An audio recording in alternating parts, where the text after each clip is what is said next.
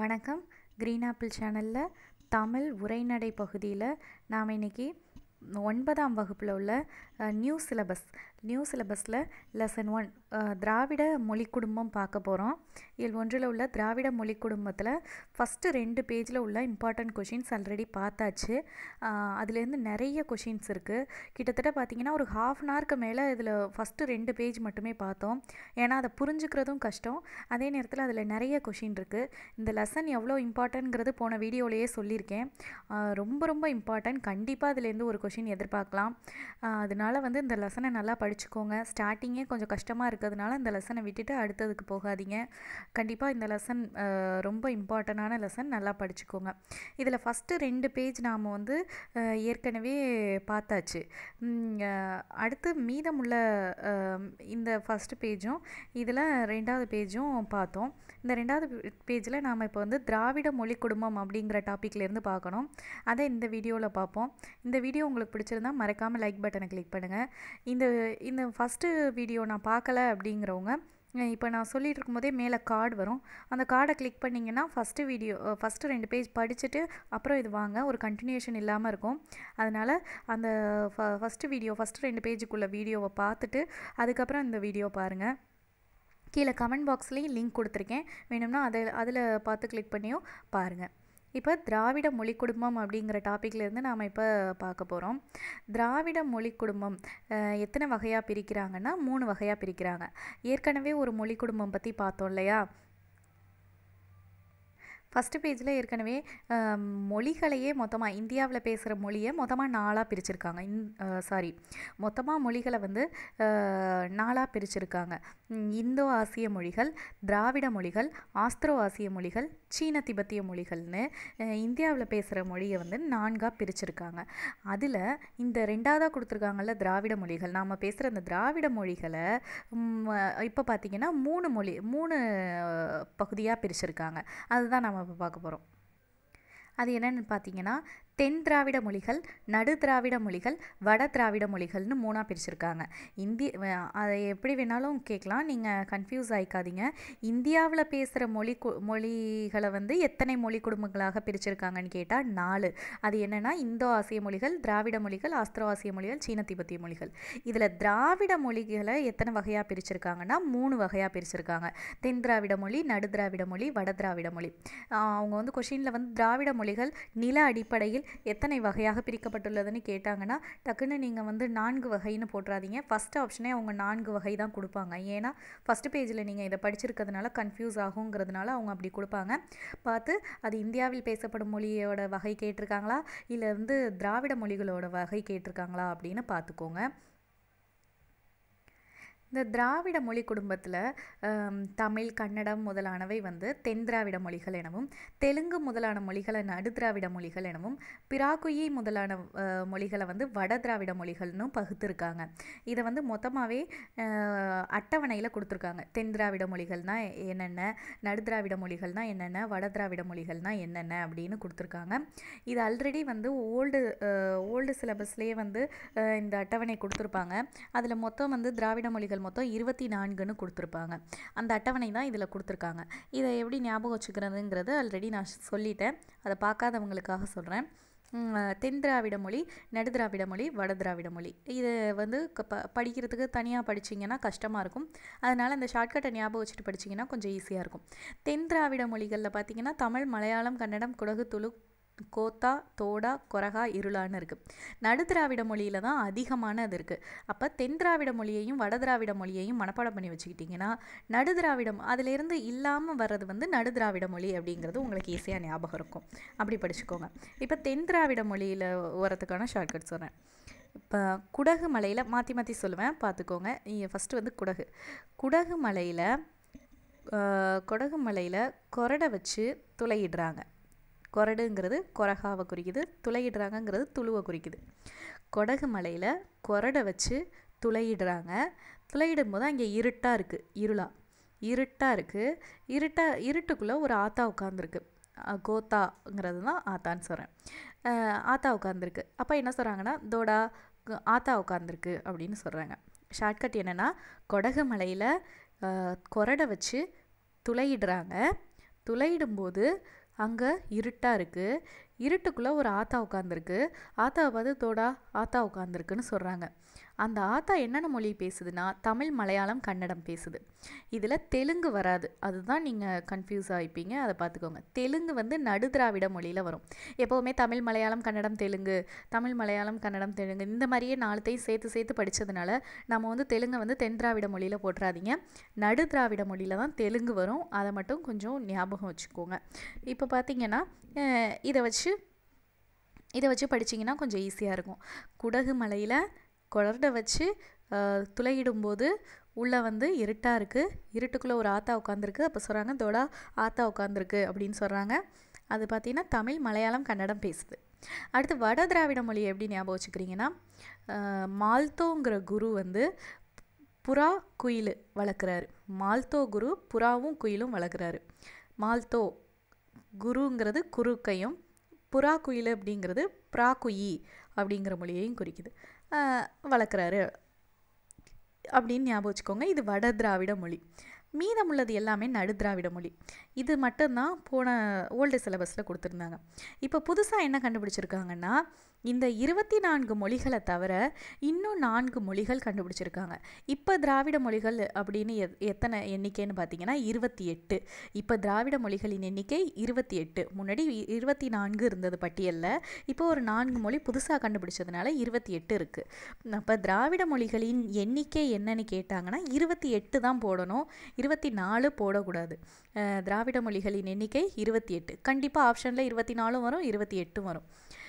இந்த அந்த அட்டவணை மனப்பாடம் பண்ணுறீங்களோ இல்லையோ, இந்த புதுசாக வந்த 4 மொழி வந்து கண்டிப்பாக தெரிஞ்சிருக்கணும். இந்த 4 மொழியையும் நல்லா தெளிவாக படிச்சுக்கோங்க. எருகலா, தங்கா, குறும்பா, சோழிகா ஆகிய 4 மொழிகளையும் சேர்த்து திராவிட மொழிகள் மொத்தம் 28ன்னு இப்போ கூறுறாங்க. அப்போ அந்த 4 மொழிகளையும் எப்படி ஞாபகம் வச்சுக்கிறீங்கன்னு பார்த்தீங்கன்னா, சோழ நாட்டில் குருவை சாகுபடிக்கு எருது வச்சு உழும்போது தங்கம் கிடைக்குதுன்னு புதுசாக கண்டுபிடிச்சிருக்காங்க அப்படின்னு ஞாபகம் வச்சுக்கோங்க. சோழ நாட்டில் குருவை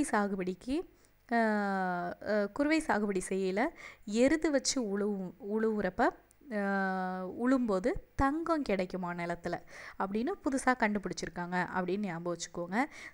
சோழ நாடுங்கிறது சோழிகாவையும், குருவை சாகுபடிங்கிறது குறும்பாவையும், எருதுங்கிறது எருகலாவையும், தங்கம் கிடைக்குங்கிறது தங்காங் அப்படின்னு ஞாபகம் வச்சுக்கோங்க. ஆகிய 4 மொழிகளையும் சேர்த்து மொத்தம் திராவிட மொழிகள் மொத்தம் 28ன்னு சொல்லியிருக்காங்க. அடுத்தது பார்த்திங்கன்னா திராவிட மொழிகளின் பொது பண்புகள் பற்றி கொடுத்துருக்காங்க. சொற்களோட இன்றியமையாத பகுதி பார்த்திங்கன்னா வேர்ச்சொல், அடிச்சொல் எனப்படும். வேர்ச்சொல் கண்டுபிடிக்கிறது எப்படிங்கிறது ஆல்ரெடி ஒரு வீடியோவில் போட்டிருக்கேன், அதை பார்க்காதவங்க அந்த வீடியோ பார்த்துக்கோங்க.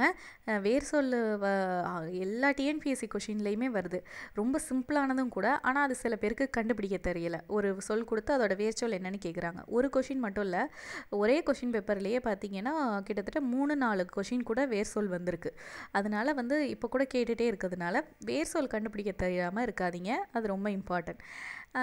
அது எப்படி கண்டுபிடிக்கிறதுங்கிறது ஆல்ரெடி வீடியோ போட்டாச்சு, அதை பார்த்து தெரிஞ்சுக்கோங்க. இப்போ எக்ஸாம்பிளுக்கு ஒரு சொல்கிறேன். பார்த்தேன் அப்படின்னு ஒரு சொல் இருந்தால் அதோட வேர்ச்சொல் வந்து பார். சென்றான் அப்படின்னு ஒரு சொல் இருந்தால் அதோட வேர்ச்சொல் செல். இந்த மாதிரி அந்த வேர்ச்சொல் இருக்கும். அது எப்படி நிறைய சொல்லிலிருந்து எப்படி கண்டுபிடிக்கிறது, வினைச்சொல்லிருந்து எப்படி கண்டுபிடிக்கிறது, அப்படி வினையால் அணையும் பெயர்லேருந்து எப்படி கண்டுபிடிக்கிறது, இதெல்லாம் அதை பார்த்து தெரிஞ்சுக்கோங்க. வெறும் வினைச்சொல்லிருந்து மட்டும் கேட்க மாட்டாங்க, வினையால் அணையும் பெயர் இந்த மாதிரி மாற்றி மாற்றி கேட்பாங்க. அதுக்கெல்லாம் எப்படி வேர்ச்சொல் கண்டுபிடிக்கிறதுங்கிறது அந்த வீடியோவில் போட்டிருப்பேன்.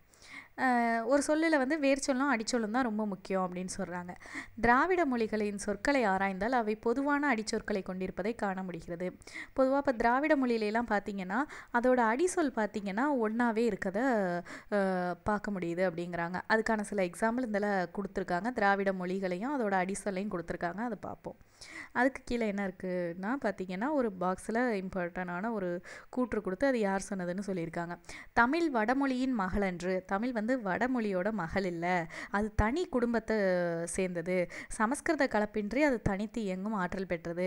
தமிழுக்கும் இந்தியாவின் பிற மொழிகளுக்கும் தொடர்பு இருக்கலாம். தமிழுக்கும் இந்தியாவில் உள்ள பிற மொழிகளுக்கு வேணால் தொடர்பு இருக்கலாம், ஆனால் வந்து வடமொழியிலேருந்து வந்தது அப்படின்னு சொல்ல முடியாது. அது வந்து தனி குடும்பத்தை சேர்ந்தது அப்படின்னு சொல்கிறாரு. அதை அதை சொன்னவர் வந்து கால்டுவெல். இந்த பாக்ஸில் உள்ளது எல்லாமே இம்பார்ட்டன்ட், அதை ரொம்ப தெளிவாக படிச்சுக்கோங்க. அடுத்தது பார்த்திங்கன்னா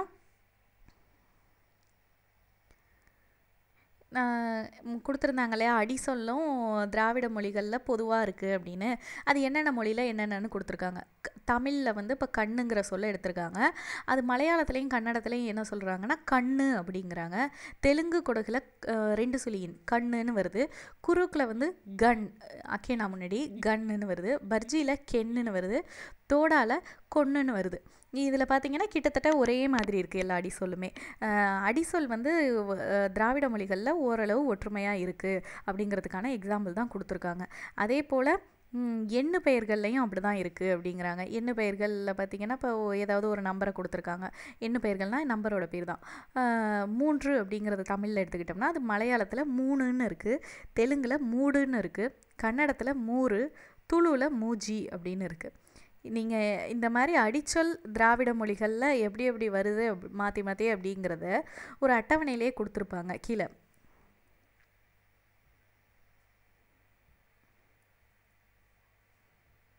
இந்த அட்டவணையில் பார்த்திங்கன்னா நிறைய சொற்கள் கொடுத்துருக்காங்க. மரம், 1, 100, நீ, 2, 4, 5 இந்த மாதிரி நிறைய சொற்கள் கொடுத்துருக்காங்க. இந்த சொல்லையெல்லாம் விட இந்த சொற்கள் வந்து ரொம்ப முக்கியம். இந்த கண்கிற சொல்லும் 3ங்கிற சொல்லும் ரொம்ப முக்கியம். அதை படிக்கிறீங்களோ இல்லையோ இதை கண்டிப்பாக படிச்சிருங்க. இதிலேருந்து வந்து பொறுத்துகளை வரதுக்கு நிறைய சான்ஸ் இருக்குது. அதனால் நல்லா தெளிவாக படிச்சுக்கோங்க. கண் தமிழ்னு தெரியும், 3ங்கிறதும் தமிழ்னு தெரியும். இந்த மீதம் உள்ளது தான் நீங்கள் எப்படியோ படிச்சுக்கணும். இதை எப்படி ஞாபகம் வச்சுக்கிறீங்கன்னா இதில் வந்து இந்த கென் அப்படிங்கிறது பர்ஜிங்கிறத எப்படி ஞாபகம் வச்சுக்கிறீங்கன்னா ஹென்னை வந்து பஜ்ஜி போடுறாங்க. அதாவது வாழைக்காய் பஜ்ஜிங்கிற மாதிரி ஹென்னுனா கோழியை வந்து பஜ்ஜி போடுறாங்க. ஹென்னில் பஜ்ஜி போடுறாங்க. அதை எப்படி போடுறாங்கன்னா கொன்னுட்டு தாடா அப்படின்னு சொல்கிறாங்க. அந்த ஹென் பஜ்ஜியை வந்து கொன்று தானே போடுவாங்க. அப்போ கொன்று தாடா அப்படிங்கிறாங்க. கொன் அப்படின்னா தோடா அப்படிங்கிறத தாடான்னு ஞாபகம் வச்சுக்கோங்க. அடுத்து கன் அப்படிங்கிறதுல 3 சுழி இருக்கா, ஆயுத எழுத்தில் 3 சுழி இருக்கா, அதே மாதிரி அதில் உள்ள அதோட மொழி வந்து ரூல ஒரு சுழி இருக்கா, அதை வச்சு ஞாபகம் வச்சுக்கோங்க. ஏதோ ஒரு ஷார்ட்கட் வச்சு ஞாபகம் வச்சு உங்களுக்கு வேறு ஏதாவது தோணுச்சுன்னா அப்படி கூட ஞாபகம் வச்சுக்கோங்க. இது ரொம்ப இம்பார்ட்டன்ட். இதில் 3 சுழி வந்திருக்கு. அப்போ அந்த மொழியில் ஒரே ஒரு சுழி வரும். இது பார்த்திங்கன்னா குருக், மேலே ஒரு குட்டி முட்டை இருக்கா, இதில் 3 முட்டை இருக்குது அப்படி ஞாபகம் வச்சுக்கோங்க. அடுத்து பார்த்திங்கன்னா இந்த 3 சுழியின் கண்ணு அப்படிங்கிறது வந்து மலையாளம், கன்னடம். கண்ணு வந்து மலை மேலே கண்ணு வச்சாங்க, கண்ணு மலை மேலே கண்ணு வச்சாங்க அப்படின்னு ஞாபகம் வச்சுக்கோங்க. கண்ணுங்கிறது செடி அப்படின்னு ஞாபகம் வச்சுக்கோங்க. கண்ணை வந்து மலை மேலே வச்சாங்க, என்ன வச்சாங்கன்னா கண்ணு வச்சாங்க அப்படின்னு ஞாபகம் வச்சுக்கோங்க. கண்ணு மலை மேலே கண்ணுங்கிறது மலையாளத்துலேயும் கன்னடத்துலேயும் வருது. அதுவே 2 சுழின்னுங்கிறது தெலுங்குலையும் குடகுலையும் 2 சுழியில் வருது. இதை மட்டும் ஞாபகம் வச்சுக்கோங்க. தெலுங்கு குடகுல கண்ணு, அவ்வளோதான். இப்போ கண்ணுங்கிற கண் தமிழ் சொல்லுன்னு தெரியும்.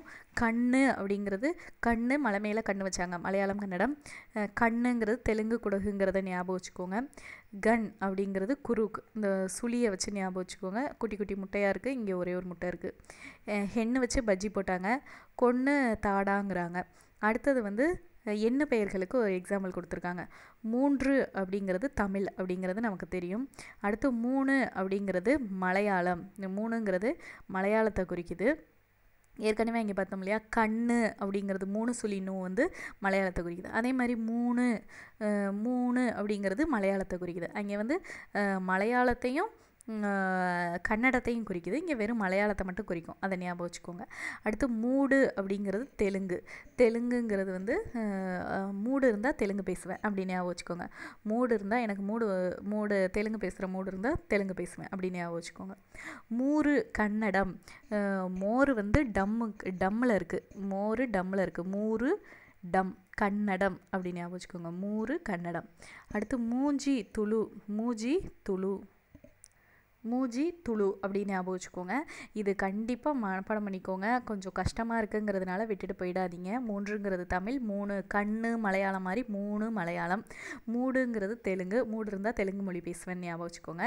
அடுத்து வந்து மூறு கன்னடம், மோரு டம் கணக்கில் இருக்குது, டம்மில் இருக்குதுன்னு ஞாபகம் வச்சுக்கோங்க. மூஜிங்கிறது துளுங்கிறத ஞாபகம் வச்சுக்கோங்க. இதை கண்டிப்பாக படிச்சுக்கோங்க, இது ரொம்ப இம்பார்ட்டன்ட். அடுத்து பார்த்திங்கன்னா குறில் நெடில் வேறுபாடு. குறில் நெறில் வேறுபாடு எப்படின்னு பார்த்தீங்கன்னா, திராவிட மொழிகளில் உயிர் எழுத்துக்களில் உள்ள குறில் நெறில் வேறுபாடுகள் பொருள்களை வேறுபடுத்த துணை செய்கின்றன. ஒரு சொல்லில் குறில் எழுத்து வந்தால் ஒரு பொருளையும் நெடில் எழுத்து வந்தால் அதே வேறு பொருளையும் தர்ற தன்மை நம்ம திராவிட மொழியில் இருக்குதுன்னு சொல்கிறாங்க.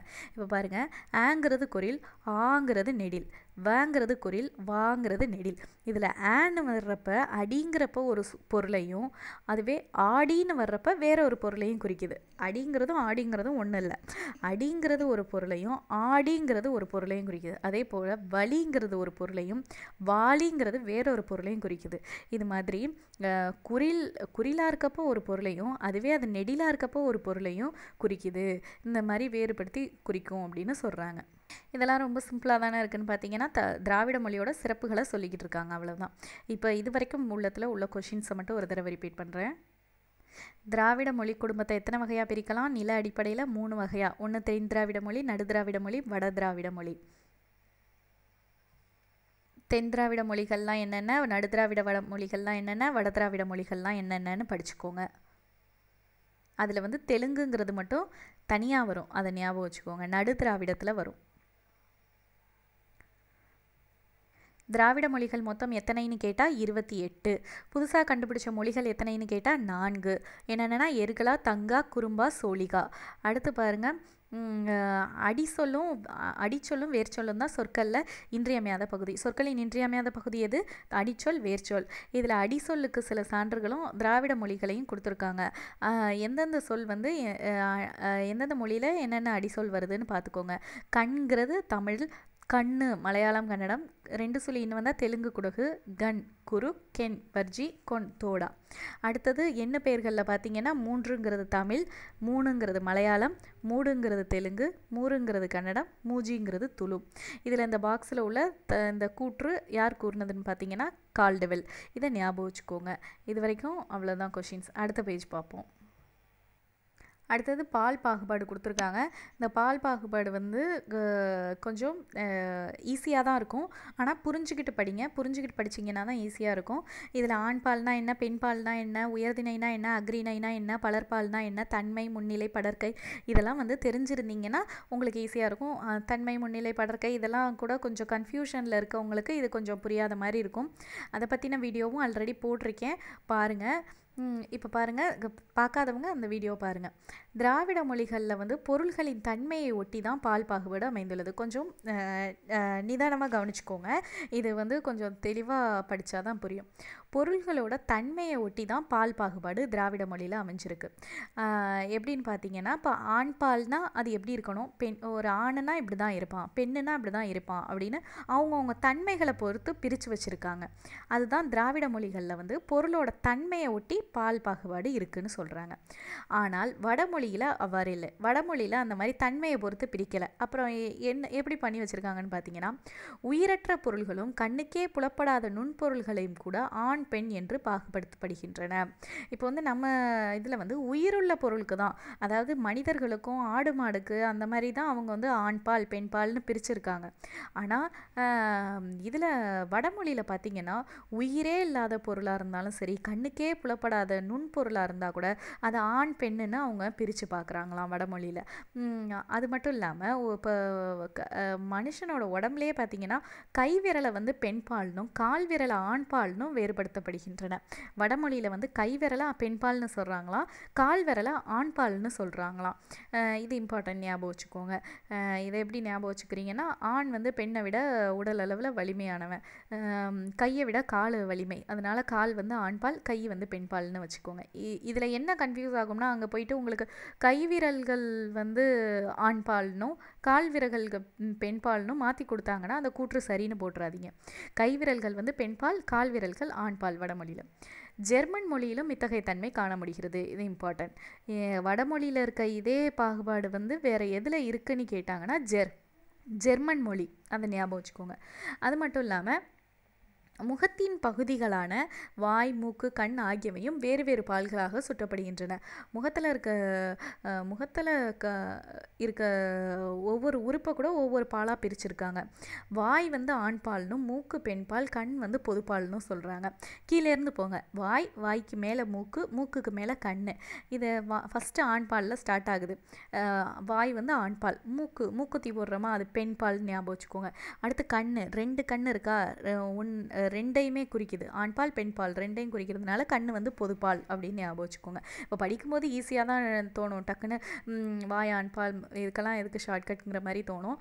ஆனால் ஆல்ரெடி எக்ஸாம்ஸ் அட்டன் பண்ணவங்களுக்கு தான் தெரியும் ஒவ்வொரு கொஷினும் எப்படியெல்லாம் கன்ஃபியூஸ் பண்ணணுன்னு. மொத்தமாக சேர்த்து படிக்கும்போது கொஞ்சம் கன்ஃபியூஸ் ஆகும், அதை பார்த்துக்கோங்க. வாய் வந்து ஆண்பால், மூக்கு பெண்பால், கண் வந்து பொதுப்பால் அப்படின்னு ஞாபகம் வச்சுக்கோங்க. கீழேருந்து மேலே போகிற மாதிரி அப்படின்னு ஞாபகம் வச்சுக்கோங்க. கை விரல்கள் பெண்பால், கால் விரல்கள் ஆண்பால். இதே தன்மை வேறு எந்த மொழியில் இருக்குது? ஜெர்மன் மொழியில் இருக்குது. ஆனால் தமிழ் மொழியில், நம்ம திராவிட மொழிகள் எல்லாம் பார்த்திங்கன்னா இந்த மாதிரியான பாகுபாடு கிடையாது. அதை பார்த்துக்கோங்க. அடுத்து பாருங்கள், திராவிட மொழிகளில் ஆண்பால் பெண்பால் என்ற பகுப்பு உயர்திணை ஒருமையில் மட்டுமே காணப்படுகிறது. அக்னிணை பொருளையும் ஆண் பெண் என்ற பால் அடிப்படையில் பகுத்தாலும் அவற்றிற்கென பால் காட்டும் விகுதிகள் இல்லை. திராவிட மொழியில் பார்த்தீங்கன்னா ஆண்பால் பெண்பால்ங்கிற பகுப்பு உயர்திணை ஒருமையில் தான் காணப்படுது. அதாவது உயர்திணைனா என்ன, மனிதர்களை குறிக்குது. அதுவும் ஒருமைனா ஒரே ஒருத்தங்களை குறிக்குது. அது ஆண்பால் பெண்பால்னு. இப்போ வந்தான் அப்படின்னு சொன்னாதான் அது வந்து உயர்திணை. வந்தான் அப்படின்னா அது உயர்திணை. வந்தான்ங்கும்போது அது என்ன பாலை குறிக்குது? ஆண் பாலை குறிக்குது. வந்தான்ங்கிறது ஒருத்தரை குறிக்குதா நிறைய பேரை குறிக்குதா? ஒருத்தரை தான் குறிக்குது. அப்போது ஒரே ஒருத்தரை குறிக்கும்போது அது ஆண்பாலா பெண்பாலா அப்படின்னு கண்டுபிடிச்சிடலாம். அதுவே வந்தார்கள் அப்படின்னு சொல்லும்போது அது ஆண்பாலா பெண்பாலான்னு கண்டுபிடிக்க முடியாது. அதே போல் அக்ரிணை பொருள்களிலும் ஆண் பெண் என்ற பால் அடிப்படையில் பகுத்தாலும் அவற்றுக்கென பால் காட்டும் விகுதிகள் இல்லை. அக்ரிணையிலே நம்ம சொல்லுவோம் ஆண் பெண் அப்படிங்கிற தனித்தனியாக பிரிப்போம். இப்போ பசுமாடு காளமாடுன்னு பிரிக்கிற மாதிரி. ஆனால் அதில் விகுதியை வச்சு, அதை வந்தான் ஆண், வந்தான் தான், அந்த ஆணில் முடியுது இல்லையா, அதை வச்சு தானே நம்ம வந்து இது ஆனா பெண்ணான்னு சொன்னோம். அதே மாதிரி இப்போ வந்து ஒரு அக்ரிணையில் சொல்ல முடியாது. இப்போ மாடு வருதுன்னா என்ன சொல்லுவோம்னா வந்ததுன்னு சொல்லுவோம். அது பசுமாடு வந்ததா காளமாடு வந்ததா அப்படிங்கிறதெல்லாம் அந்த வார்த்தை வந்ததுங்கிற ஒரு வார்த்தையை வச்சு நம்ம சொல்ல முடியாது. அப்போ அந்த விகுதியை வச்சு அக்ரிணையில் அது ஆண்பாலா பெண்பாலான்னு சொல்ல முடியாது. ஆனால் உயர்திணையில் அந்த விகுதியை வச்சு அது ஆண்பாலா பெண்பாலான்னு சொல்ல முடியும். இப்போ வந்தால் அப்படிங்கிற சொல்லு வந்தால் அது ஆண்பாலா பெண்பாலா? பெண்பால், ஈஸியாக கண்டுபிடிச்சிடலாம். ஆனால் அதுவே ஒரு வந்தது அப்படின்னு சொன்னால் அது வந்து பசுவை குறிக்குதா காளையை குறிக்குதா ஆணை குறிக்குதா பெண்ணை குறிக்குதான்னு அக்ரிணையில் சொல்ல முடியாது. அவ்வளவுதான் இதில் சொல்லியிருக்காங்க, ஒன்றும் கிடையாது.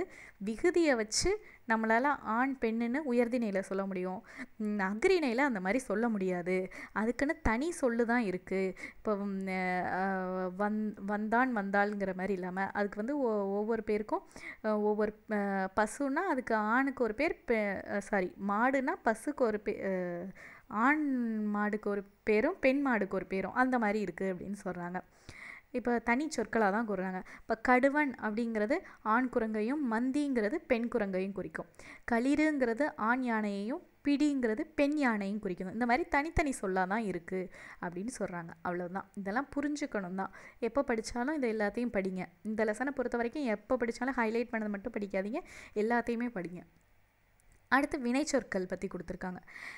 வினை சொற்கள்னால் எல்லாருக்குமே தெரிஞ்சிருக்கும், இருந்தாலும் சொல்கிறேன். ஒரு வினையை குறிக்கும் சொல் தான் வினைச்சொல். அதாவது வந்தான் போனா வர்றது, ஏதோ ஒன்று செய்கிறத குறிக்கிற சொல் தான் வினைச்சொல். ஆங்கிலம் போன்ற மொழிகளில் வினைச்சொற்கள் காலத்தை மட்டுமே காட்டும் தவிர திணை பால் எண் ஆகியவற்றின் வேறுபாட்டை காட்டாது. திணைனா என்ன? உயர்திணை அக்ரிணை, அதாவது என்ன திணைன்னு சொல்கிறது. பால்னா ஆண் பாலா பெண் பாலா அப்படின்னு சொல்கிறது. எண்ணுன்னா ஒருத்தரை குறிக்குதா நிறையா பேரை குறிக்குதா அப்படிங்கிறத சொல்கிறது. இப்போ ஆங்கிலத்தில் ஒரு வினை சொல்ல எடுத்துக்கிட்டோம்னா அது வந்து வெறும் காலத்தை மட்டும்தான் காட்டும், வேறு எதையும் காமிக்காது. ஆனால் திராவிட மொழியில் அந்த மாதிரி காட்டும் அப்படின்னு சொல்கிறாங்க. இப்போ எக்ஸாம்பிளுக்கு ஒரு வார்த்தை சொல்கிறேன். இப்போ வந்து அதிலே கொடுத்துருக்காங்க. வந்தான்னு ஒரு சொல் தமிழில் எடுத்துப்போம். தமிழில் ஒரு வினை சொல்ல எடுத்துக்குவோம். வந்தான்னு ஒரு சொல் இருந்ததுன்னா அதில் பாருங்கள் திணையை காமிக்குதா? திணைனா உயர்திணையா அக்ரிணையா? அப்போ வந்து இது வந்து மனிதன் தானே குறிக்குது, அப்போது இது உயர்திணை அப்படிங்கிறத காட்டுது. வந்தான்ங்கும்போது அது ஆண்பாலா பெண்பாலா? ஆண்பால், அப்போ ஆண்பாலா குறிக்குதுன்னு சொல்லலாம். வந்தான்ங்கிறது ஒருத்தரை குறிக்குதா பல பேரை குறிக்குதா? வந்தான்ங்கும்போதே ஒருத்தரை தான் குறிக்குதுன்னு தெரியுது. அப்போ திணையையும் காட்டுது, பாலையும் காட்டுது, அது எத்தனை பேருங்கிற எண்ணையும் காட்டுது. இதுவே ஆங்கிலத்தில் ஒரு சொல்ல எடுத்துப்போம். ஆங்கிலத்தில் ஒரு வினைச்சொல், அதாவது வேர்ப் எடுத்துக்கிட்டோம்னா என்ன சொல்? கோ அப்படின்னு சிம்பிளாக எடுத்துப்போம். கோ அப்படின்னா போன அர்த்தம். அந்த கோங்கிற சொல் வந்து காலத்தை மட்டும்தான் காட்டும். அது தவிர அது வந்து ஆணை குறிக்குதா பெண்ணை குறிக்குதா, இல்லை வந்து ஆடு மாட்டை கோன்னு சொல்கிறாங்களா, இல்லை மனிதர்களை கோன்னு சொல்கிறாங்களா, இல்லை அது எத்தனை பேரை சொல்கிறாங்க அப்படிங்கிற எதையுமே சொல்கிறதில்ல. அது என்ன காலம்? Present tense. கோங்கிறது ப்ரெசன்ட் டென்ஸ். அந்த டென்ஸு அந்த காலத்தை மட்டும்தான் காட்டுது, வேறு எதையும் காட்டுறதில்ல அப்படின்னு தான் சொல்கிறாங்க. அவ்வளவுதான் இதில் புரிஞ்சுக்க வேண்டியது. இதில் பாருங்கள், திணை பால் எண் இதையெல்லாம் திராவிட மொழி காட்டும், ஆங்கிலம் காட்டாது, இங்கிலீஷில் தெரியாது அப்படிங்கிறாங்க. அதுக்கு எக்ஸாம்பிள் ஞாபகம் வச்சுக்கிட்டிங்கனாலே உங்களுக்கு ஞாபகம் இருக்கும். அடுத்து வந்து இந்த இயல்புக்கு மாறாக மலையாள மொழி மட்டும் அமைந்திருக்கிறது. இதுக்கு ரொம்ப ரொம்ப இம்பார்ட்டன்ட். இந்த இயல்பு திணை பால் எண் காட்டுவது திராவிட மொழியில் எல்லா மொழியும் காட்டுது, ஆனால் ஒரே ஒரு மொழி மட்டும் காட்டாது. அந்த இதுக்கு இயல்புக்கு ஏற்ற மாதிரி இல்லாமல் வேறு மாதிரி அமைஞ்சிருக்குது மலையாள மொழி. இது ரொம்ப இம்பார்ட்டண்டான கொஷின். ஒன்று மட்டும் டிஃப்ரெண்ட்டாக இருக்கிறதுனால அது இம்பார்ட்டன்ட் கொஷின். இதில் வந்து திணை பால் எண் காட்டுற மாதிரி அந்த விகுதி வந்து அமைஞ்சிருக்காது. பாலரி கிளவிகள் இல்லை அப்படின்னா, கிளவினா ஒன்றும் இல்லை, சொல் தான். அந்த மாதிரி பாலறிகிற சொல் வந்து அதில் வராது. லாஸ்ட்டாக அந்த கடைசியாக வர்ற சொல்லை வச்சு நம்ம கண்டுபிடிப்போம் இல்லையா, அந்த மாதிரி வராது. தனி சொற்களாக தான் ஆண் பெண்கிற பகுப்பை எப்படி அக்ரிணையில் ஆண் பெண்கிறதுக்கு தனித்தனி சொல்லாக வச்சு கண்டுபிடிக்கிறோமோ, அதே மாதிரி இந்த மலையாள மொழியிலையும் ஆண் பெண்கிற பகுப்பை வந்து கண்டுபிடிக்க தனித்தனி சொல்லாக தான் இருக்கும் அப்படிங்கிறாங்க. இவ்வாறு திராவிட மொழிகளில் சில பொது பண்புகளை பெற்றிருந்தாலும் அவற்றுள் தமிழுக்கென்று சில சிறப்பு கூறுகளும் தன்மைகளும் உண்டு. திராவிட மொழி எல்லாமே ஒரு பொதுவான பண்புகளை பெற்றிருந்தாலும் என்ன சொல்கிறாங்கன்னா, தமிழ் வந்து ஒரு தனி சிறப்பை தான் பெற்றிருக்கு அப்படின்னு சொல்கிறாங்க. அடுத்து காலந்தோறும் தமிழின் வரி வடிவ வளர்ச்சி கொடுத்துருக்காங்க. இது சும்மா பார்த்துக்கோங்க, இதை படிச்செல்லாம் ஒன்றும் இது பண்ண தேவையில்லை, சும்மா கொடுத்துருக்காங்க, இதை ஜஸ்ட் பார்த்துக்கோங்க, அவ்வளோதான். ஒவ்வொரு நூற்றாண்டுலேயும் எப்படியெல்லாம் எழுத்துக்கள் ஒரு மாதிரி வந்திருக்குன்னு. 19ஆம் நூற்றாண்டில் அ ஆ இ ஈ உ எல்லாம் எப்படி இருக்குது, அதுவே 3ஆம் நூற்றாண்டில் எப்படி இருக்குது பாருங்கள். இந்த அ ஆ இ ஈ உ எல்லாம் வித்தியாசமாக இருக்குது. அது கொஞ்சம் கொஞ்சமாக எப்படி வளர்ந்து இந்த அளவுக்கு வந்திருக்கு அப்படிங்கிறத கொடுத்துருக்காங்க. அடுத்தது பாருங்கள், அடுத்த 2 அட்டவணை கொடுத்துருக்காங்க. இந்த 2 அட்டவணையும் எப்படி படிக்கிறது? இது சில திராவிட மொழிகளோட பழமையான இலக்கியங்கள் இலக்கணங்கள் கொடுத்துருக்காங்க, நூல்களை. அது அப்புறம் பார்ப்போம். திராவிட மொழிகளோட சொல் ஒற்றுமை கொடுத்துருக்காங்க. இந்த 2 அட்டவணையும் அப்புறம் பார்ப்போம். அதுக்கு முன்னாடி தமிழின் தனித்தன்மைகள்னு கொடுத்துருக்காங்க இல்லையா, இதை படிச்சுருவோம். தொன்மையும் இலக்கண இலக்கிய வளமும் உடையது தமிழ் மொழியாகும். இதில் எதுவும் கொஷின்ஸ் கிடையாது இந்த ஹெட்டிங்கில். சும்மா ஒரு தடவை என்னங்கிறத சொல்லிடுறேன். தொன்மையும் இலக்கண இலக்கிய வளமும் உடையது தமிழ் மொழி தெரியும், ரொம்ப பழமையானது. அதே நேரத்தில் இலக்கண இலக்கிய வளமும் இருக்குது. இலங்கை, மலேசியா, சிங்கப்பூர், இந்தோனேஷியா, பிஜி தீவு ஆகிய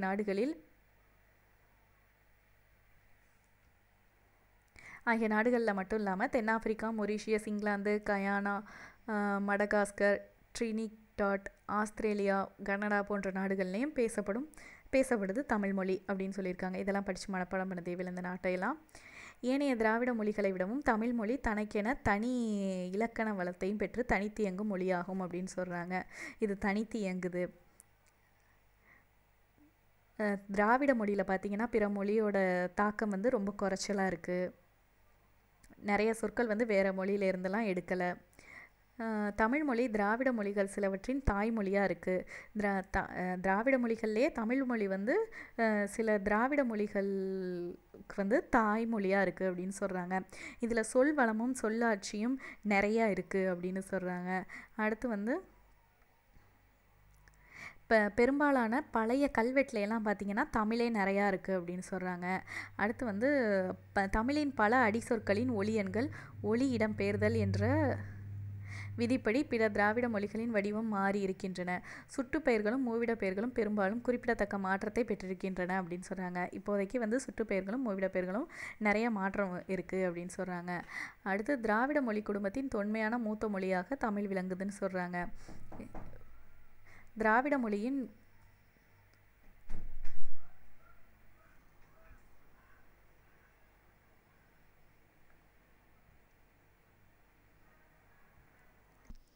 தமிழ் மொழி வந்து ஒப்பியல் ஆய்வுக்கு பெருந்துணையாக இருக்குன்னு சொல்கிறாங்க. காலத்துக்கு ஏற்ற மாதிரி தன்னை புதுப்பிச்சுக்கிட்டே வருது அப்படின்னும் சொல்கிறாங்க. அவ்வளோதான். இதில் சும்மா தெரிஞ்சிக்க வேண்டியது தானே தவிர இதில் கொஷின்ஸாக ஒன்றும் மனப்பாடம் பண்ண வேண்டிய அவசியம் இல்லை. இதில் இம்பார்ட்டண்டானது பார்த்திங்கன்னா மேலே இந்த தெரியுமான்னு கொடுத்துருக்காங்க இல்லையா, இது ரொம்ப ரொம்ப இம்பார்ட்டன்ட். மொரீஷியஸ், இலங்கை உள்ளிட்ட நாடுகளில் பணத்தாள்களில் தமிழ் மொழி இடம்பெற்றுள்ளது. நம்ம நாட்டை தவிர வேறு எங்கெல்லாம் தமிழ் மொழி வந்து ரூபாய் நோட்டுகளில் இருக்குதுன்னு பார்த்திங்கன்னா மொரீஷியஸ், இலங்கை. இது ரொம்ப ரொம்ப இம்பார்ட்டண்டான கொஷின். நோட் பண்ணி வச்சு படிங்க. அவ்வளவுதான், இந்த லெசன் முடிஞ்சிருச்சு. இதில் நம்ம விட்டுருக்கிறது வந்து இந்த 2 அட்டவணை. இந்த 2 அட்டவணையும் எப்படி படிக்கிறது அப்படிங்கிறத பார்ப்போம். அதில் இந்த அட்டவணை ரொம்ப முக்கியம். திராவிட மொழி வந்து 4 இது கொடுத்துருக்காங்க. தமிழ், கன்னடம், தெலுங்கு, மலையாளம். இந்த நான்கில் என்ன கொடுத்துருக்காங்கன்னா இலக்கியம் கொடுத்துருக்காங்க. பழமையான இலக்கியம் உள்ளது. தமிழ் மொழியிலேயே உள்ளத்திலேயே பழமையான இலக்கியம். தமிழ் மொழியில் உள்ளத்தில் பழைய இலக்கண நூல் எது அப்படின்னு கொடுத்துருக்காங்க.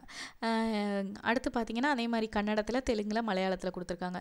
இதோட காலம் கொடுத்துருக்காங்க. அதே போல் இலக்கண நூலோட காலம் கொடுத்துருக்காங்க. இதுக்கான ஆதார நூலும் இங்கே கொடுத்துருக்காங்க. இப்போ தமிழுக்கு பார்த்திங்கன்னா இலக்கியத்திலே பழமையானது சங்க இலக்கியம், இலக்கணத்தில் பழமையானது தொல்காப்பியம். இந்த இலக்கியத்துக்கு காலம் பார்த்திங்கன்னா பொது ஆண்டுக்கு முன் 5ஆம் நூற்றாண்டிலேருந்து பொது ஆண்டுக்கு பின் 2ஆம் நூற்றாண்டு. இது எதுன்னு கரெக்டாக தெரியல, அதனால் பொது ஆண்டுக்கு முன் உள்ள 5லேருந்து பொது ஆண்டுக்கு பின் உள்ள 2க்குள்ளே இருக்கலாம்னு சொல்கிறாங்க. அதே இலக்கண நூல் வந்து பொது ஆண்டுக்கு முன் உள்ள 3ஆம் நூற்றாண்டுன்னு சொல்கிறாங்க. இதுக்கு ஆதாரம் எதுன்னு பார்த்தீங்கன்னா தமிழ் இலக்கிய வரலாறு. இதை எழுதுனது மூவா. இது சாகித்ய அகாடமி விருது பெற்றிருக்கு. அடுத்து பார்த்திங்கன்னா கன்னடத்தில் கவிராஜ மார்க்கம், இலக்கண நூலும் கவிராஜ மார்க்கம் தான். இதோட ஆண்டு வந்து பொது ஆண்டுக்கு பின். இது மட்டும்தான் பொது ஆண்டுக்கு முன்னு இருக்கும், தமிழுக்கு மட்டும்தான். மற்றது எல்லாமே பொது ஆண்டுக்கு பின். முன்னாடி கிமு கிபின்னு சொல்லுவாங்களே, அதுதான் பொது ஆண்டுக்கு முன் பொது ஆண்டுக்கு பின்னுன்னு இப்போ சொல்கிறாங்க. அதை பார்த்துக்கோங்க, டிஃப்ரெண்ட்டாக இருக்கேன்னு யோசிக்க வேண்டாம். பொது ஆண்டுக்கு பின் வந்து 9ஆம் நூற்றாண்டு கன்னடத்தில் 2க்குமே. தெலுங்கில் பார்த்தீங்கன்னா பொது ஆண்டுக்கு பின் 11ஆம் நூற்றாண்டு, இலக்கணத்துக்கு வந்து 12ஆம் நூற்றாண்டு. மலையாளத்தில் 12, இது இலக்கணத்தில் பார்த்தீங்கன்னா 15. இதை எப்படி ஞாபகம் வச்சுக்கலாம்? இந்த அட்டவணையை மொத்தமாக பார்த்தீங்கன்னா கொஞ்சம் கன்ஃபியூஸ் ஆகிற மாதிரி இருக்கும். அதனால் ஃபஸ்ட்டு எதை படிக்கணும் என்னென்னங்கிறத நான் சொல்கிறேன். ஃபஸ்ட்டு வந்து நூல்களை மட்டும் படிச்சுக்கோங்க. இப்படி தனித்தனியாக எடுத்து படிச்சிங்கன்னா ஈஸியாக இருக்கும். தமிழில் பாருங்கள், நூல்கள் வந்து இந்த ஃபஸ்ட்டு இருக்க நூல் வந்து இலக்கியம், 2வது இருக்கிறது இலக்கணம் அப்படின்னு ஞாபகம் வச்சுக்கோங்க. தமிழில் பார்த்தீங்கன்னா சங்க இலக்கியம் தான் இலக்கியத்திலே பழமையானது. இலக்கணத்தில் தொல்காப்பியம். ஆல்ரெடி ஏற்கனவே நீங்கள் எக்ஸாமுக்கு ரொம்ப நாளாக படிச்சுட்ருக்கீங்கன்னா இதெல்லாம் ரொம்ப சிம்பிளாக இருக்கும் உங்களுக்கு. சங்க இலக்கியம், தொல்காப்பியம். கன்னடத்தில் வந்து கவிராஜ மார்க்கம் 2மே ஒரே நூல் தான். கவிராஜ மார்க்கம் அப்படிங்கிற நூல். அடுத்து மலையாளத்தில் பார்த்தீங்கன்னா பாரதம், ஆந்திர பாஷா பூசணம். இதில் வந்து ஃபஸ்ட்டு இருக்கிறது வந்து இலக்கியம், 2வது இருக்கிறது இலக்கணம். தெலுங்கில் ராமசரிதம், லீலா திலகம் அப்படிங்கிற நூல். இதில் தமிழில் நம்மளுக்கு இது எது இலக்கணம் இலக்கியங்கிற குழப்பம்லாம் ஏற்படாது. என்னென்ன நூல்ங்கிறது ஈஸியாக தெரியும். கன்னடத்தில் கவிராஜ மார்க்கம் கன்னடம் கல ஆரம்பிக்கும், புத்தகமும் கல ஆரம்பிக்கும் அப்படிங்கிறது ஞாபகம் வச்சுக்கோங்க. அடுத்து மலையாளத்தில் வந்து பாரதம், ஆந்திர பாஷா பூசணம், ஆந்திரா அப்படிங்கிறத வச்சு மலையாளம் அதை ஞாபகம் வச்சுக்கலாம். பாரதம் அப்படிங்கிறத ஞாபகம் வச்சுக்கோங்க. தெலுங்கில் ராமசரிதம், லீலா திலகம் இது ஒன்று தான் வருது. அப்போ எந்தெந்த நூல் ஃபஸ்ட்டு என்ன படிக்கணும்னா ரொம்ப இம்பார்ட்டண்டானது வந்து நூற்றாண்டையெல்லாம் ஞாபகம் வச்சுக்கிறீங்களோ இல்லையோ, இது இப்போ எப்படி கேட்கலாம்னா மலையாளத்தில் பழமையான இலக்கிய நூல் எதுன்னு கேட்டாங்கன்னா பாரதம். தெலுங்கில் பழமையான இலக்கண நூல் எது அப்படின்னு கேட்டாங்கன்னா லீலா திலகம். அந்த மாதிரி தான் கேட்பாங்க தனித்தனியாக, மொத்தமாக அப்படியெல்லாம் கேட்க மாட்டாங்க. இல்லை பொறுத்துகளை கேட்கலாம். ஒரு சைடு ஃபுல்லாக இலக்கண நூல்களை மாற்றி கொடுத்துட்டு இந்த 4 மொழியையும் கொடுத்து ஆப்ஷனில் பொறுத்த சொல்லலாம். அதனால் இந்த ஃபஸ்ட்டு நூல்களை படிங்க. அட்டவணையாக மொத்தமாக பார்த்தீங்கன்னா கொஞ்சம் கன்ஃபியூஸ் ஆகிற மாதிரி, கஷ்டமாக படிக்கிறதுக்கு இருக்க மாதிரி இருக்கும். இப்படி படிச்சிங்கன்னா ஈஸியாக இருக்கும். அடுத்து ஃபஸ்ட்டு நூல்கள் படிச்சிட்டிங்களா? அடுத்து என்ன பண்ணணும்னா, இதுதான் பழமையான நூல்ங்கிறது எந்த ஆதாரத்துலேருந்து நமக்கு வந்தது அப்படின்னு பார்த்தீங்கன்னா தமிழுக்கு தமிழ் இலக்கிய வரலாறுங்கிறதுலேருந்து கிடச்சிது. மலையாளத்துக்கு மலையாள இலக்கிய வரலாறு ரெண்டுமே சிம்பிள். ஆதாரம் நூல்கள் வந்து ரொம்ப சிம்பிளாக இருக்கும் படிக்க. தமிழுக்கு தமிழ் இலக்கிய வரலாறு, மலையாளத்துக்கு மலையாள இலக்கிய வரலாறு. கன்னடத்துக்கும் தெலுங்குக்கும் ஒரே நூல் தான், இந்திய இலக்கண கொள்கையின் பின்னணியில் தமிழ் இலக்கணம் அப்படிங்கிற நூல். இந்திய இலக்கண கொள்கையின் பின்னணியில் தமிழ் இலக்கணம் அப்படிங்கிற நூல். இதில் பார்த்தீங்கன்னா தமிழ்ங்கிற சொல் வந்திருந்த உடனே நீங்கள் வந்து தமிழோட ஆதார நூல் அப்படின்னு ஞாபகம் அந்த மாதிரி கன்ஃபியூஸ் ஆகிக்காதீங்க. தமிழுக்கு தமிழ் இலக்கிய வரலாறு, மலையாளத்துக்கு மலையாள இலக்கிய வரலாறு, கன்னடத்துக்கும் தெலுங்குக்கும் இந்திய இலக்கண கொள்கையின் பின்னணியில் தமிழ் இலக்கணம் அப்படிங்கிறது. இதெல்லாம் வந்து இவ்வளோ பெரிய பேராக இருக்குது, ஃபுல்லாக வந்து மனப்பாடமாக வச்சுக்கணுன்னு அவசியம் இல்லை. இந்திய இலக்கண கொள்கை அப்படின்னு ஞாபகம் வச்சுக்கோங்க, இல்லைன்னா தமிழ் இலக்கணம்னு முடியும்னு ஞாபகம் வச்சுக்கோங்க. அது கன்னடத்துக்கும் தெலுங்குக்கும். கண்டிப்பாக இதெல்லாம் கன்ஃபியூஸ் ஆகாது. ஒரு 2-3 தடவை படிச்சிட்டிங்கன்னா ஆப்ஷனில் வரும்போது உங்களுக்கு ஈஸியாக இருக்கும். இதை கன்ஃபியூஸ் ஆகிறதுக்கெல்லாம் வேலை இல்லை. அடுத்து தமிழ் இலக்கிய வரலாறு எழுதினது மூவா. இந்திய இலக்கண கொள்கையின் பின்னணியில் தமிழ் இலக்கணம்ங்கிறத எழுதினது யாரு? சேவை சண்முகம். இதெல்லாம் கேட்காம டக்குன்னு என்ன பண்ணிடுவாங்கன்னா, இந்திய இலக்கண கொள்கையின் பின்னணியில் தமிழ் இலக்கணம் அப்படிங்கிற நூலை எழுதினது யாரு அப்படின்னு கேட்டுருவாங்க. அதனால இதை தெளிவாக அடுத்தபடியாக நீங்கள் ஆதார நூல் படித்தோன்னே இதை யார் எழுதினதுங்கிறத படிங்க. தமிழ் இலக்கிய வரலாறு மூவா எழுதியிருக்காரு. இந்த நூலை வந்து பார்த்தீங்கன்னா இந்திய இலக்கண கொள்கையின் பின்னணியில் தமிழ் இலக்கணம்ங்கிற நூலை சேவை சண்முகம்னு எழுதியிருக்காரு. இதில் தமிழ் இலக்கிய வரலாறும் சாகித்ய அகாடமி விருது பெற்றது, மலையாள இலக்கிய வரலாறும் சாகித்ய அகாடமி விருது பெற்றது. இப்போ வந்து நூல்கள் பார்த்தாச்சு. இலக்கண நூல் எது, இலக்கிய நூல் 4 மொழிக்கும், அடுத்து 4 மொழிக்கும் ஆதாரம் நூல்கள் படித்தாச்சு. இன்னும் மீதம் உள்ளது நூற்றாண்டு மட்டும்தான். ஃபஸ்ட்டு அந்த இப்படி இந்த ஆர்டர் வைஸில் படிச்சிங்கன்னா உங்களுக்கு கொஞ்சம் ஈஸியாக இருக்கும். மொத்த அட்டவணையும் பார்க்கும்போது உங்களுக்கு கஷ்டமாக இருக்க மாதிரி தோணும். இப்படி தனித்தனியாக படித்தா ஈஸியாக இருக்கும். அடுத்தது நூற்றாண்டு பார்த்தீங்கன்னா இப்போ 5லேருந்து 2ன்னு கொடுத்துருக்கேன் இல்லையா, இது வந்து இலக்கிய நூலுக்கு, இது இலக்கண நூலுக்கு. இதில் 9ங்கிறது இலக்கண நூல், இந்த 9ங்கிறது இலக்கிய நூல். 11ங்கிறது இலக்கணம், 12ங்கிறது இலக்கியம். இலக்கியம் ஃபஸ்ட்டு, இலக்கணம் 2வது. 12ங்கிறது இலக்கியம், 15ங்கிறது இலக்கணம் ஒவ்வொரு மொழிக்கும். இதை வந்து தனித்தனியாக நீங்கள் வந்து இந்த நூல், அதாவது சங்க இலக்கியம் வந்து 5லேருந்து பொது ஆண்டுக்கு முன் 5லேருந்து பொது ஆண்டுக்கு பின் 2 அப்படின்னு தனித்தனியாக படிக்காதீங்க, கஷ்டமாக இருக்கும். இதையும் எப்படி படிக்கிறீங்கன்னா 5-2 2, கன்னடம் 9-9, தெலுங்கு 11-12, மலையாளம் 12-15.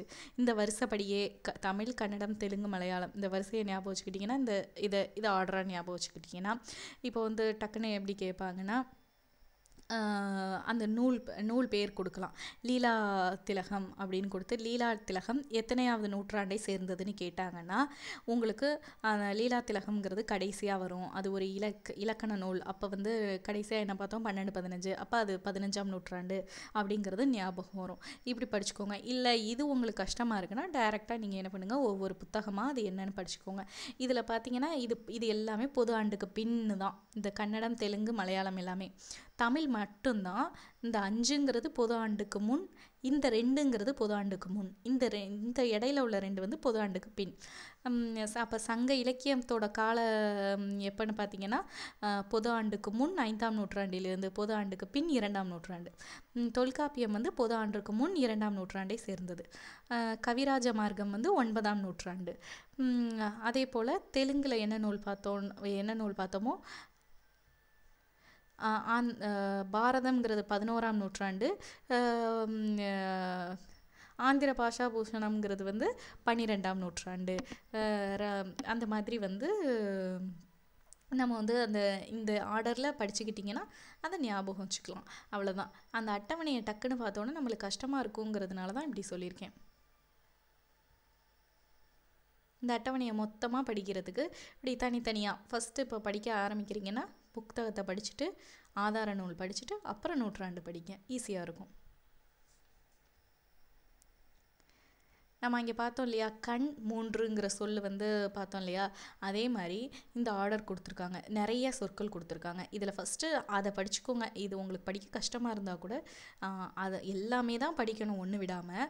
இருந்தாலும் வந்து இது ரொம்ப படிக்கிறதுக்கு கஷ்டங்கிறதுனால தரோவாக அந்த 2 சொல்லையும் படிச்சுக்கோங்க. இதை கொஞ்சம் ஒரு கிளான்ஸ் எப்படி படிக்கிறீங்கன்னு பார்த்தீங்கன்னா, ஒன்றுக்கும் ஷார்ட்கட் வைக்க முடியாது. அப்போ நீங்கள் வந்து வீட்டில் வந்து ஒரு இடத்துல இந்த சார்ட் போட்டு எழுதி ஒட்டி வைங்க. ஒட்டி வச்சுட்டு இந்த இந்த ஆர்டரை ஞாபகம் வச்சுக்கோங்க. தமிழ், மலையாளம், தெலுங்கு, கன்னடம், துளு, கூர்க் அப்படிங்கிறத ஞாபகம் வச்சுக்கோங்க. தமிழ், மலையாளம், தெலுங்கு, கன்னடம், துளு, கூர்க்குங்கிற ஆர்டரை ஞாபகம் வச்சுக்கோங்க. இதை எப்படி படிச்சுக்கணும்னா மரம் அப்படிங்கிறத மரம் மரம் மானு மரம் மரமர மரம் இந்த மரம்ங்கிற சொல்ல ஃபஸ்ட்டு சொல்ல மனப்பாடம் பண்ண தேவையில்லை. இதை மட்டும் இதில் மலையாளத்துலேருந்து படிங்க. மரம் மானு மரம் மர மரம் மானு மரம் மரமர அப்படின்னு படிச்சுக்கோங்க. அப்போ ஆட்டோமேட்டிக்காக இது நீங்கள் படிக்க ஒரு நாளைக்கு ஒரு 2 தடவை படிக்க ஆட்டோமேட்டிக்காக உங்களுக்கு ஞாபகம் வர ஆரம்பிச்சிடும். 1 அப்படின்னா அதுக்கு எப்படின்னா 1 ஒகடி 1 ஒஞ்சி 1 ஒகடி 1 ஒஞ்சி 1 ஒகடி 1 ஒஞ்சி அப்படிங்கிறத படிச்சுக்கோங்க. அதே மாதிரியே வந்து இப்போ 5ங்கிறது வந்து 5 5 5 ஐனு 5 5 5 ஐனு 5 5 5 ஐனு இப்படி சொல்ல உங்களுக்கு ஆட்டோமேட்டிக்காக எந்த சொல் கேட்டாலும் ஞாபகம் வரும். நீங்கிற சொல் பார்த்தீங்கன்னா நீ நீவு நின் ஈ நின் நீ நீ நீவு நின் நீன் ஈ நின். இது ஃபஸ்ட்டு படிக்கும்போது இந்த மாதிரி தான் திணறலாக இருக்கும், கொஞ்சம் கஷ்டம்தான் இது. இருந்தாலுமே நம்ம வந்து ஒரு கொஷினுமே விடக்கூடாது அப்படிங்கையில். இப்போ டெட் எக்ஸாம்லாம் பொறுத்த வரைக்கும் தமிழில் வந்து மார்க் குறையவே கூடாது. தமிழ்லாம் கண்டிப்பாக ஃபுல் மார்க் எடுக்கணும். ஏன்னா இங்கிலீஷ்லாம் நிறையா போகிறதுக்கு சான்ஸ் இருக்குது. அது வந்து நிறையா வந்து கிராமட்டிக்கலாக கேட்கும்போது புக்கிலேருந்து கண்டிப்பாக உள்ளேருந்து தான் கேட்பாங்க அப்படின்னு சொல்ல முடியாது. ஆனால் இந்த மாதிரி தமிழை பொறுத்த வரைக்கும் வந்து ஃபுல் மார்க் எடுக்கிறதுக்கு அதிக வாய்ப்பு இருக்குது. அதனால வந்து ஒரு கொஷினையுமே விடாமல் படிக்கணும். அதனால தான் சொல்கிறேன், இதை சார்ட் போட்டு வச்சுக்கிட்டு இந்த மாதிரி ஆர்டர் வைஸில் இதே ஆர்டரில் சொல்லிக்கிட்டே இருந்தீங்கன்னா ஃபஸ்ட்டு கேட்குறப்ப கஷ்டமாக தான் இருக்கும், புரியுது. ஆனால் வந்து வேறு வழி இல்லை, படித்து தான் ஆகணுங்கையில் இந்த மாதிரி எப்படியாவது மக பண்ணி தான் ஆகணும். அதை வச்சு படிங்க. அவ்வளவுதான் இந்த லெசன். ஃபஸ்ட்டு 2 பேஜ் போட்டுட்டு ரொம்ப நாள் ஆயிடுச்சு, இது போட முடியல. இப்போ போட்டிருக்கேன். கண்டிப்பாக வந்து ஃபுல்லாக இந்த லெசன் ஃபுல்லாக படிங்க. இந்த லெசனை கண்டிப்பாக விடாதீங்க. நல்லா படிச்சுக்கோங்க. எல்லாருமே வந்து நல்லா படித்து நிறைய மார்க் வாங்கணும் அப்படின்னு நான் விஷ் பண்ணுறேன். இந்த வீடியோ உங்களுக்கு பிடிச்சிருந்தா மறக்காமல் லைக் பட்டனை கிளிக் பண்ணுங்கள். அது மட்டும் இல்லாமல் க்ரீன் ஆப்பிள் சேனலை சப்ஸ்கிரைப் பண்ணாதவங்க கீழே உள்ள ரெட் கலர் சப்ஸ்கிரைப் பட்டனை கிளிக் பண்ணி சப்ஸ்கிரைப் பண்ணிக்கோங்க. கூடவே இருக்க பெல் பட்டனையும் மறக்காமல் கிளிக் பண்ணிக்கோங்க. தேங்க்ஸ் ஃபார் வாட்சிங்.